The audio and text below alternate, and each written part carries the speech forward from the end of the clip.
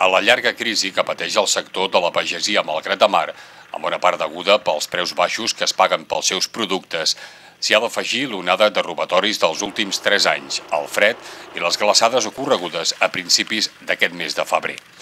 Davant aquesta situació, alguns pagesos del Pla de Grau intenten salvar la temporada plantant i venent de manera directa calçots. Es tracta d'un producte poc arrelat al territori, però amb una demanda cada cop més a l'alça per part del consumidor. Es una cosa habitual, ya llevamos 3 años comprándolos, o sea que es una cosa habitual.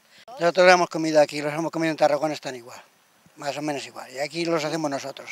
El calçot és típic de la comarca de l'Alt Camp, a Tarragona. La seva popularització fa que el conreu s'hagi estès fins al Maresme. Em vaig moure a les cooperatives, anar preguntant preus i on sortia millor vaig agafar la llavor de Barcelona, una miqueta d'aquí, i sembrar. I comencem a sembrar a partir del setembre-octubre. Els 2 mesos poden sembrar bé.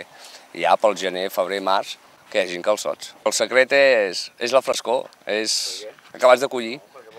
Normalment el calçot es menja cuit al foc de llenya, acompanyat d'una bona salsa de romesco.